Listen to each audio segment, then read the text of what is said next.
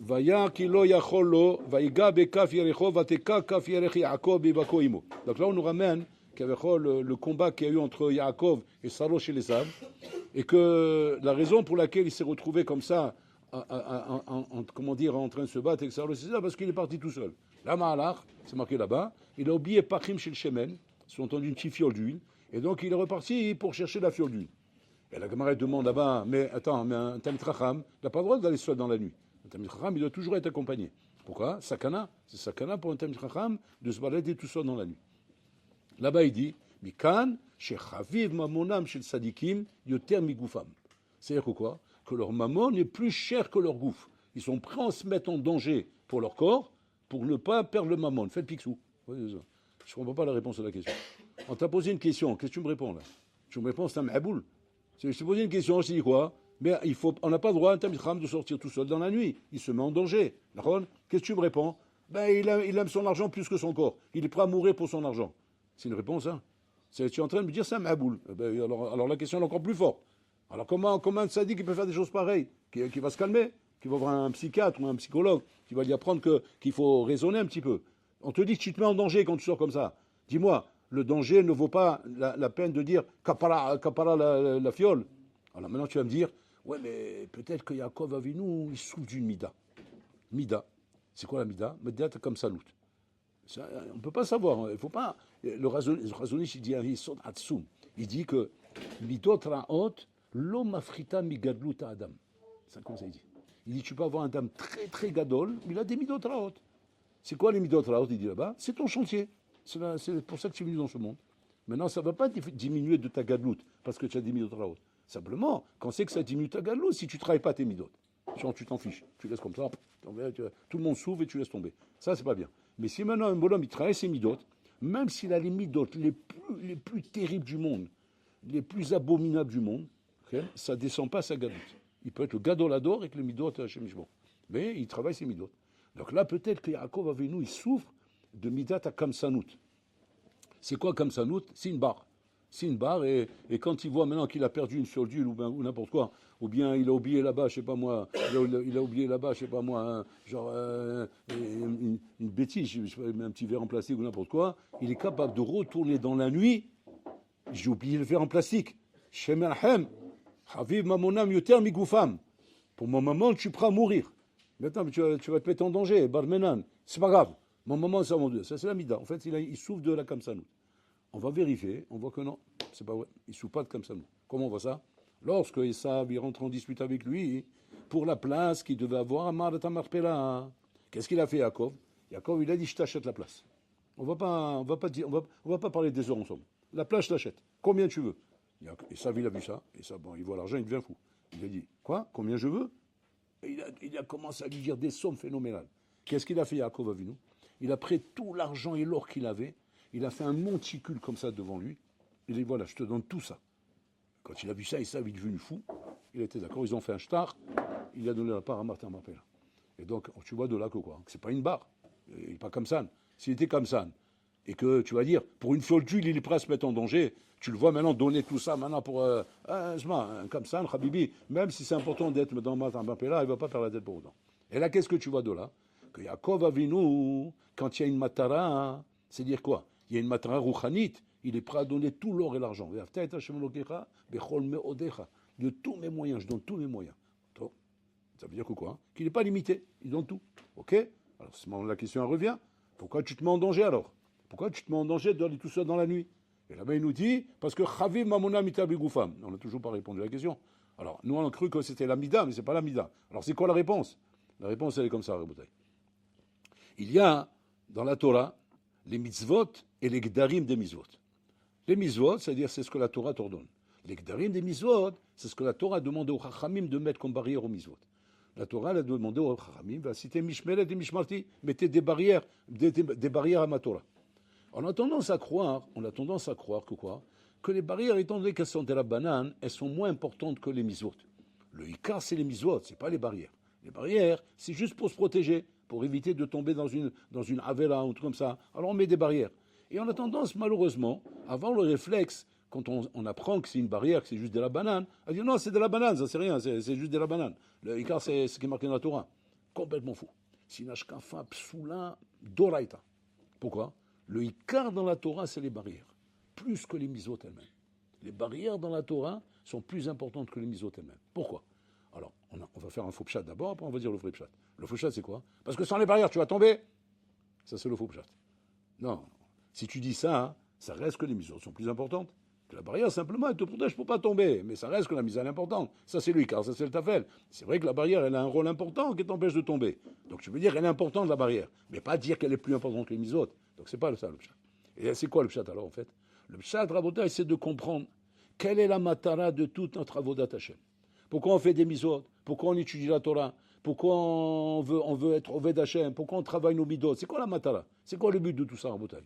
Le but de tout ça, comme il explique le Sefer Achinour, il dit que le but de toutes les missions qu'on fait, la voda qu'on fait, tout ce qu'on fait, toute l'artillerie qu'on dévoile pendant toute sa vie sur toute la voda qu'on veut faire, il y a une matara à ça. C'est quoi? L'idavek bebola olam. S'attacher à Kadosh Baruch Hu. C'est rendre à Kadosh Baruch Hu kaviachol ma passion. Que Hachem devienne ma passion. Je tombe amoureux d'Hachem. Maintenant, Hachem, il te dit, tu sais comment on tombe amoureux de moi? Bon, les filles, vous savez faire, je ne sais pas besoin de vous expliquer. Maintenant, comment on tombe amoureux d'Hachem? Pour tomber amoureux d'Hachem, alors là, c'est pas pareil. Parce qu'Hachem, c'est pas de la drague. Hachem, bon, là, il fait peur. Comme tu vas tomber amoureux d'un lion. Rien que m'approcher de lui, je tremble de peur. Je tombe amoureux de lui. Maintenant, comment on tombe amoureux d'Hachem? Hachem, il te dit comment on tombe amoureux de lui. Vavta et Hachem Elokecha, bechol levavcha, bechol nafshecha, bechol maodecha. Voilà, et Hachem nous a donné le sod, comment on tombe amoureux de lui. Ah bon? C'est quoi le sod? C'est bizarre. Je le dis tous les jours, ce truc-là. Jamais j'ai fait attention. Ben ouais, tout est marqué là-bas. Bechol levavecha, de tout ton cœur. C'est-à-dire quoi? C'est-à-dire, fais travailler que ton cœur et l'achinami soient occupés principalement avec Hachem. Occupe ton corps avec Hachem. C'est-à-dire, pense à lui, parle de lui, réfléchis avec lui, lève-toi le matin avec lui, parle de lui constamment. Et tu vas voir qu'au bout d'un moment, qu'est-ce qui se passe? Au bout d'un moment, tu vois que ton cœur il va commencer à aimer Hachem. Tu dis quoi? C'est comme ça que ça marche, oui? Borlorlam, il t'a donné la recette. C'est pas nous qu'on invente une recette. Borlorlam, il te donne la recette. Borlorlam, il te dit, je t'explique comment on tombe amoureux de moi. Du moment, comme il disait David Ameler, Mahavti toratecha, kolayom isichati. David Ameler, il a compris de là. Il a dit, si c'est comme ça qu'on aime Hachem, quand on pense à lui constamment, hein, alors la Torah c'est pareil. Je parle de la Torah toute la journée, je tombe amoureux de la Torah. Il te donne le même isod, c'est le même isod. Une chose dont l'homme parle toute la journée, c'est la chose qu'il va aimer à la fin. On voit les bonhommes en bataille. Un, il parle de filles toute la journée, devine qu'est-ce qu'il aime? Des patates. Non, des filles. Il aime les filles. Pourquoi il parle de ça? S'il aimait les patates, de quoi il parlait toute la journée? Des patates. Un homme aime ceux qui parlent toute la journée. Un homme, tu le vois toute la journée, il parle de foot, il aime le foot. Il parle tous les jours de l'argent, il aime l'argent. Kara, c'est un mitziout, Rabotai. Il ne faut pas chercher Miyago. Il faut pas chercher à dire. Le mari va dire, mais quoi, tu as un avis? Comment tu me connais? Comment tu sais que c'est ça que j'aime? Ben, tu parles ça toute la journée. C'est ça que tu aimes. Où c'est marqué ça? David Ameler. Comment je suis arrivé à devenir amoureux? Parce que je parle de ça toute la journée. Là, c'est pareil. Tu mets ton corps avec Hachem toute la journée, tu tombes amoureux d'Hachem. Maintenant, Hachem, il dit, ça c'est une condition. Et encore deux. On n'a pas fini. Bechol levavcha, bechol nafshecha. Bechol nafshecha, c'est-à-dire quoi? Tu es prêt à donner ta vie pour Hachem. C'est quoi donner sa vie pour Hachem?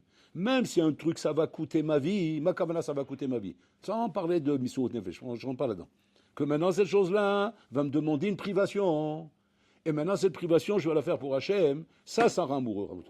Un homme, quand il est prêt à faire des privations pour quelqu'un, cette chose-là, à la fin, il aime. Pourquoi une maman, elle aime son bébé? Parce qu'il la prive de dormir. Il la prive d'avoir des nuits normales. Et toutes les nuits, elle est obligée de se réveiller pour lui. Tu dis, au contraire, elle va le haïr avec ça. À la fin, elle va le jeter par la fenêtre. Non, elle va tomber amoureuse de lui. Pourquoi? Parce que, étant donné qu'elle se prive pour lui, quand un homme se prive pour quelque chose, il fait des efforts pour quelque chose, ça le rend amoureux de la chose. Incroyable. Ça aussi, c'est un sod qu'Hachem nous a dévoilé. Hachem nous dévoile les sodotes. Donc, première condition, penser à lui et parler de lui toute la journée. Deuxième condition, être prêt à se priver pour lui. C'est-à-dire que quoi? Maintenant, j'ai envie de quelque chose, je me prive pour Hachem. Voilà, pour toi, Hachem, je le fais. Je marche dans la rue, j'ai envie de regarder, pour toi, Hachem, je ne regarde pas. J'ai envie de parler à la Shonara, pour toi, Hachem, je ne parle pas. Quand j'y arrive, bon, des fois, j'y arrive pas tout le temps, mais quand j'y arrive, je le précise. C'est pour toi que je fais ça. Qu'est-ce qui va se passer? À force de faire comme ça, tu vas tomber amoureux d'Hachem. Troisième condition, Bechol meodecha.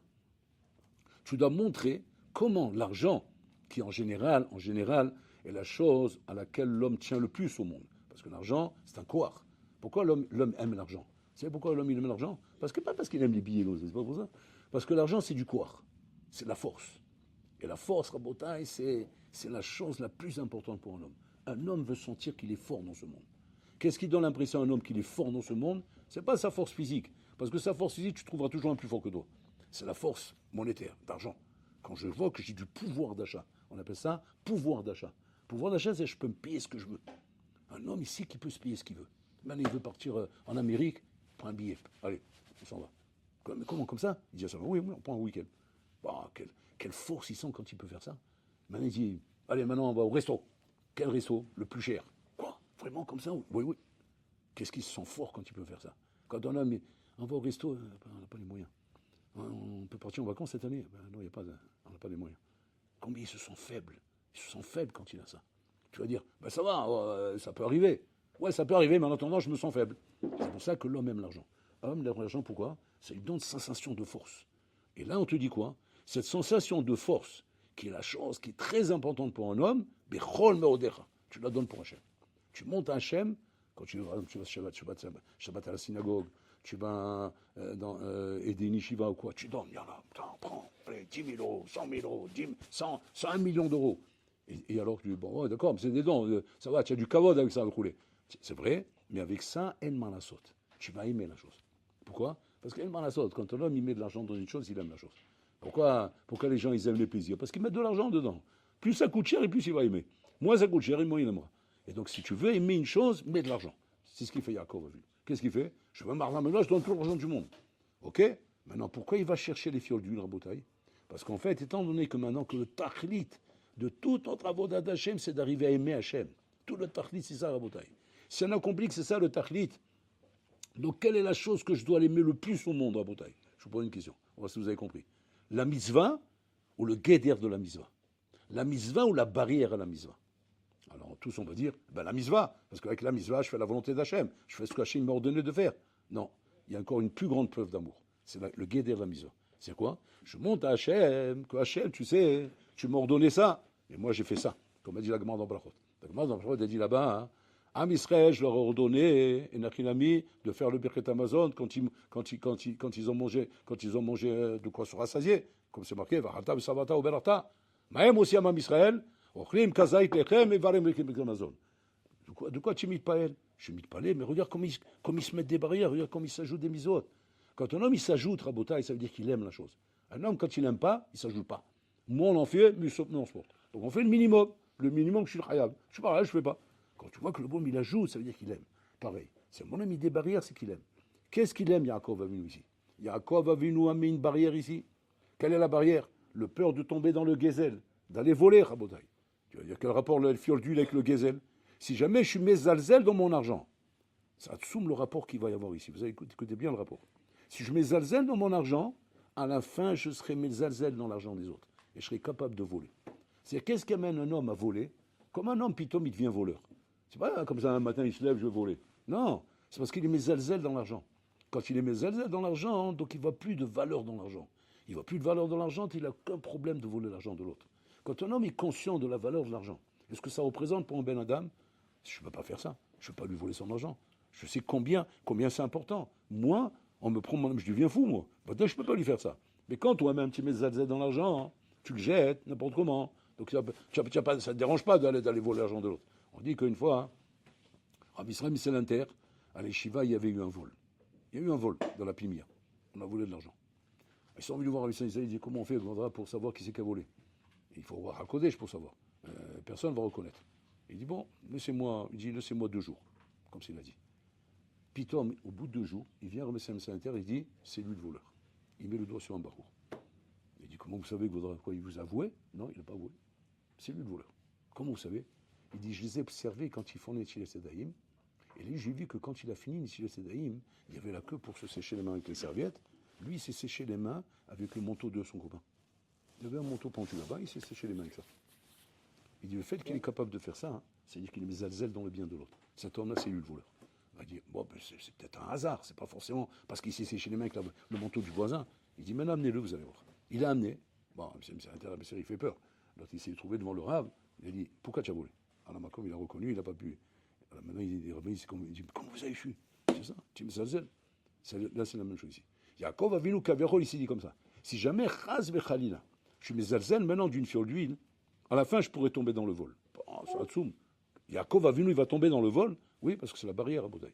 C'est-à-dire que quand vous demandez la question, maintenant vous demandez comme ça, qu'est-ce qui fait que les Chaora, ouais, on tombe dans des misos d'Oraïta, dans des avéros d'Oraïta? En fait, ton problème, il n'est pas dans la miso ou dans l'avera. Ton problème, il est dans les barrières. Tu t'es pas mis des barrières. C'est-à-dire qu'un bonhomme, il ne sait pas comment faire maintenant pour arriver à surveiller ses yeux. Mets-toi des barrières. Tu vas dire, ben non, j'arrive pas à me faire du moussard. Pas regarder, il faut pas regarder, il faut pas regarder. J'aurais plus, il faut pas regarder, puis je regarde. Alors comment on fait alors? Il faut se mettre des barrières, c'est les barrières qui te manquent. Les barrières, elles te manquent. Un bonhomme, il se balade trop avec son iPhone, il se balade trop dans des réseaux sociaux interdits, dans des trucs comme ça. Le problème, c'est quoi? Le problème, c'est il faut pas regarder, il faut faire du moussard pour pas regarder. Mais tu rigoles, plus je fais du moussard, plus j'ai envie de regarder. Je ne peux pas me retenir. Qu'est-ce qu'il faut faire? Il faut mettre des barrières. Tu vas dire, quoi? En quoi la barrière va m'aider? La barrière, ça change tout en Bretagne. La barrière, Pachout, c'est avec ça qu'on acquiert l'Irat Shamaïm. Quand un bonhomme, il se met une barrière pour ne pas faire certaines choses, et que le tsem, que lui s'est mis cette barrière, on ne l'a pas obligé à le faire. C'est lui qui s'est mis cette barrière. Cette chose-là, Rabotai, déclenche chez l'homme de l'Irat Shamaïm. Comme ça, sans rien faire. Par le fait que j'ai mis une barrière, je me suis déclenché l'Irat Shamaïm. Cette Irat Shamaïm, elle va m'aider maintenant à ne pas tomber dans la chose. Nous, on veut arriver à atteindre des madrigotes sans Irat Shamaïm, simplement par le fait de se dire attends, je suis convaincu, il faut le faire, c'est marqué, il faut le faire. Et on se répète la chose, mais on voit qu'on n'y arrive pas. Mais pourquoi on n'y arrive pas? Parce qu'on ne fait pas le talir qu'il faut, on ne fait pas l'exercice qu'il faut. L'exercice qu'il faut, c'est quoi? C'est mets-toi des barrières. Mets-toi des barrières dans la vie et tu vas voir comment tu vas réussir à respecter à la lettre les lois et les misos de la Torah. Et ça, c'est les choses qu'on ne fait pas en Rabotai. C'est ce que Yaakov nous apprend. Maintenant, on comprend bien la réponse. Chaviv mamonam yoter migoufam. C'est pas le pshat qui avait l'air que l'argent elle a plus d'importance au point d'aller donner sa vie. Non, il se dit comme ça. Si jamais je fais pas attention à ma barrière, ma vie n'a plus de valeur, Bichlal. Donc voilà que je me mets en sakana quand je vais là-bas. Mais pourquoi je me mets en sakana? Pas un stam comme Tchakro au début, simplement parce que j'ai perdu un verre en plastique. C'est pas ça. Parce que ça représente ma barrière. Si ma barrière, elle est touchée, j'ai plus de vie, moi. C'est quoi sakana? Sakana de quoi? Quel intérêt j'ai de ne pas me mettre en sakana si je me mets encore plus en sakana si je suis mesalzel dans la barrière? Encore plus en sakana, je me mets. Alors à ce moment-là, je suis mort. De toute façon, je suis mort. Alors mort pour mort, autant que j'ai... C'est Hatsoum en bouteille. C'est Hatsoum, comment en vérité, un homme, on apprend ici une hashkafa Hatsouma. Comment il faut faire misirut nefesh pour la barrière, encore plus que pour la misva. Alors là, maintenant, on va comprendre la différence entre Yaakov et Esav. Entre Yaakov et Esav, regardez bien. Esav, c'est un bonhomme qui court derrière les misotes. A priori, il court derrière les misotes. Qu'est-ce qu'il fait? Il demande à Yisraël Avinu comment on fait le maaser du sel, comment on fait le maaser du foin. Bon, il avait des questions très profondes à Botaï. Ne croyez pas qu'il demandait des questions de Hamar. Et on dit que Yisraël, il aimait pour ça. Mais comment? Un bourricot, il te pose des questions bêtes comme ça, et tu l'aimes pour ça? C'est un Hamaré, c'est un bourricot, il y a la question qu'il pose. On ne fait pas de maaser du foin, ni du sel. Non, la question, elle était profonde. Il a posé une question profonde. Qu'est-ce qu'il demande? Il dit comme ça. Si la raison pourquoi on fait le maaser, c'est pour remercier Hachem. Ouais. Alors combien on doit remercier Hachem sur le sel? Parce que sans le sel, le manger, il est fade. Il n'est pas bon. Et regarde comment j'ai rendu le plein maintenant. Hein. Il y a car, simplement mettant du sel. Sur le sel, on ne va pas faire le maaser. Calva Chomer qu'il faut faire le maaser sur le sel. Donc, il avait des questions nostambres en bouteille. Le foin, c'est pareil. Tu m'as rendu pas tour du foin. Avec le foin, j'engraisse la vache. Grâce à ça, j'aurai la bonne viande. On ne doit pas faire le maaser sur le foin. C'est ça les questions qu'il avait. Donc là, il voyait Israël Avinu que quoi? Que Yaakov Avinu, il aimait les misotes. Il aimait les misotes. D'un autre côté, qu'est-ce qu'il a fait, Yaakov Avinu? Il a vendu sa behora pour un plat de lentilles. Regardez la stira, c'est Hatsoum. C'est regardez la stira qui est chez Yaakov et la stira chez Esav. Chez Yaakov, il y a une stira. Laquelle? Il court pour une fiole d'huile, il donne tout son argent pour Martin Marpella. Donc c'est une stira. C'est une stira dans les midotes. Une fois, tu le vois comme ça, comme une barre, et une fois, tu le vois, il donne tout. Bon, on a expliqué que non, c'est pas une stira. C'est qu'en vérité, il sait donner la valeur aux mitzvot. Mais là-bas, ça représente la barrière. Quand ça représente la barrière, là-bas, il fait encore plus attention que tout cet argent. Parce que là, cet argent, elle me sert à acquérir une mitzvah. Mais là, c'est la barrière de la mitzvah. La barrière de la mitzvah, je suis prêt à mourir pour ça. Chez Esav, maintenant, qu'est-ce qu'il fait, Esav? Il montre comment on fait le maaser du foin, comment on fait le maaser du sel. Et de l'autre côté, il vend la bechora. Il donne la bechora comme ça à Stam Rabotai. C'est quoi l'ignan? Et regardez comment on arrive là-bas. C'est Nora Vayom. C'est que Esav, en vérité, il est dans les misotes, il n'est pas dans les barrières. Et pourquoi il est dans les misotes et pas dans les barrières? Parce que lui, les misotes, elles lui servent à quoi? Elles lui servent à avoir des brachot, à avoir la slacha, à avoir la siyada d'Ishmaya. C'est-à-dire à me permettre d'avoir la bracha d'Hachem. Pourquoi beaucoup de juifs Rabotai, ils courent derrière les misotes? Très souvent, pourquoi? Parce que c'est ça qui va m'amener la bracha. Quelque part, c'est Esav, ça, Rabotai. C'est malheureux à dire, mais c'est Esav, ça. Je fais ça par intérêt pour avoir la bracha. Qu'on sait qu'on voit que chez toi, c'est pas l'intérêt. C'est pas l'intérêt de la misva qui compte chez toi. Parce que même si tu fais comme ça, c'est pas grave. Mais ton chez l'olishma, balishma. On n'a pas de problème avec ça. Seulement, quand c'est qu'on voit que chez toi, que ça, c'est juste un moyen. Mais c'est pas le but. Le but, c'est pas l'intérêt que tu as avec Hachem. Le but, c'est s'attacher avec Hachem. C'est aimer Hachem. Pas rendre Hachem un distributeur automatique. Et que tu fais les misoles pour ça. Là où Hachem, il va te dévoiler que tu es dans le ou pas, si tu es capable de mettre des barrières. Si tu n'es pas capable de mettre des barrières, ça veut dire que tout ton rapport avec moi est un rapport intéressé. Même si je te vois courir dans les misodes, je te vois courir derrière, tout ça c'est parce que ça raconte, tu veux l'amazé, et comme tu sais que pour avoir l'amazé, il faut être bien avec moi, alors tu as intérêt à te régler avec moi. Mais où est-ce que je vais voir un achinami quand je vois un bonhomme courir dans les misodes? Comment je vais savoir que ce bonhomme, il le fait vraiment, comment dire, d'une manière désintéressée, parce qu'il aime Hachem? Maintenant, c'est vrai que malheureusement, on est des bnadam, et on a besoin de ça d'Ishmaïa. Donc, quelque part, c'est pas si mauvais que ça de demander à Hachem, regarde, je fais des misos, je fais de la Torah, aide-moi, je t'en supplie. On demande à Hachem de nous aider. Bon, alors là, il va dire, j'en ai marre de toi. Pourquoi tu t'énerves? Parce que tu es intéressé. Comme un papa, il va attraper son fils et dit, j'en ai marre. Dis quoi? C'est tout l'intérêt, j'ai remarqué. C'est que l'intérêt chez toi. Maintenant, tu vas me dire, ouais, mais attends, mais c'est comme ça qu'on m'a dit qu'il faut que je te sers. Mais toi, chez l'olishma, balishma, Asma, que c'est intéressé. Mais si ça m'amène à te servir en fin de compte, et que de cette manière-là, je vais arriver à faire ta volonté, le Icar, c'est que je fais ta volonté, c'est ça le Icar. Et à la fin, ça va devenir vrai, ça va être émettre au fond de moi. Bon, alors là, mais il te dit jamais de la vie, ça ne deviendra pas vrai. Pourquoi ça ne deviendra pas vrai?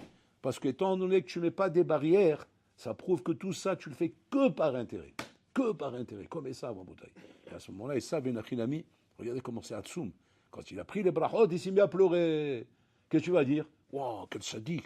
Regarde, il pleure parce qu'on lui a pris les brachot. Mais non, il pleure pas pour ça. Il pleure pourquoi? Parce qu'il a perdu Olamazé. Parce que maintenant, les brachot, ils savaient qu'avec elle, j'avais Olamazé. Et donc, c'est là qu'on voit la vérité sortir, éclater au visage d'un bonhomme en bouteille. Quand un bonhomme en bouteille, il fait que par intérêt. Et que pour l'instant, il fait les misotes. C'est bien, ok, tu fais les misotes par intérêt, mais ton chez l'olishma, balishma. Mais chez toi, il te manque le Icar de la Vodat Hashem. Pour que je sache au moins que ton lolishma t'amènera au lishma. Tu dis, comment on peut savoir? Si tu mets des barrières. Si tu mets des barrières, Inachinami, pour ne pas tomber dans la Haverot, pour ne pas faire des erreurs dans la vie, pour te protéger. Alors là, effectivement, je vois combien Inachinami, tu es, comment dire, attaché à cette chose-là. Sinon, il n'y a pas d'attachement, on ne voit pas d'attachement à cette chose-là en bouteille. On ne voit aucun attachement en bouteille. Comment on sait qu'un homme en bouteille, il aime son argent? Comme on a dit dans Baba Missia, Shadam et Mashmesh Bekiso Tamid. Un homme en bouteille, il perd un portefeuille. Il perd le portefeuille, il n'y a pas de simanim. Ouais. Il y a un portefeuille, il n'y a pas de simanim en bouteille. Un portefeuille plein d'argent dedans.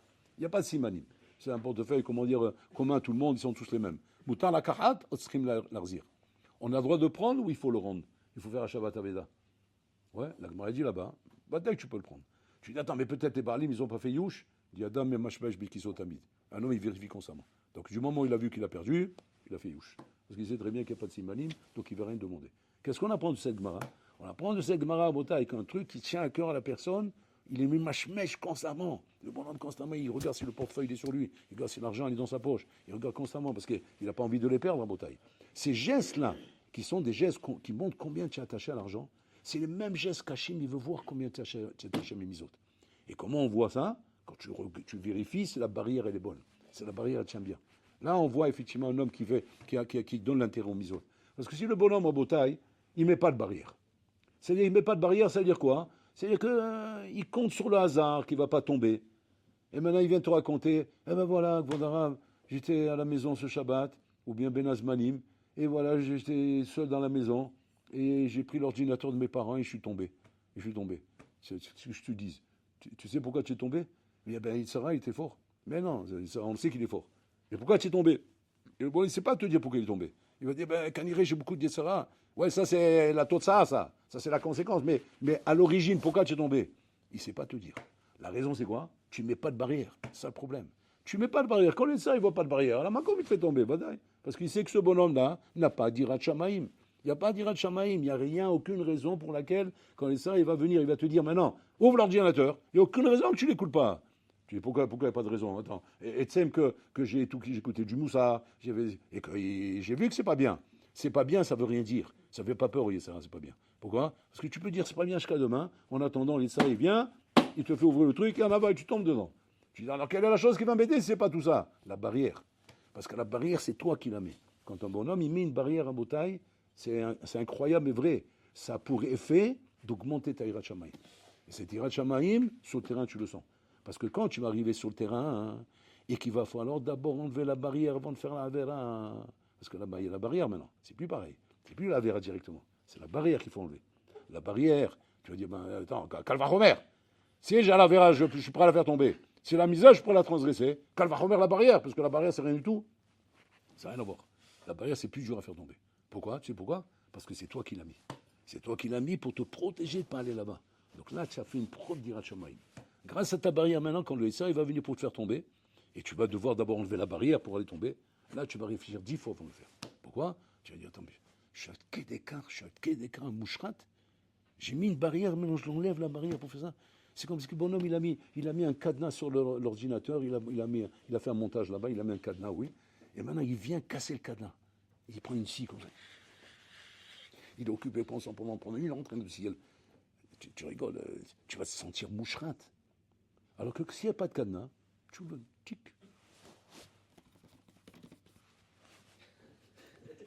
Tu dis, mais comment? Mais quoi, il sent pas qu'il est moucherate quand il fait la vera? Non, il est devenu fou. Là. Il est devenu fou. Donc il n'a même pas le temps de se rendre compte qu'il est moucherate. Et là-bas, oui, parce que là-bas, il se voit comment il enlève la barrière. Le fait qu'il se voit comment il enlève la barrière, et là-bas, il n'y a pas un roi, parce que là-bas, il occupe quelque chose de. Là, c'est l'excitation d'enlever la barrière. Ça en soi, en bouteille, c'est la confrontation avec la barrière. C'est la confrontation avec Hirat Shamayim.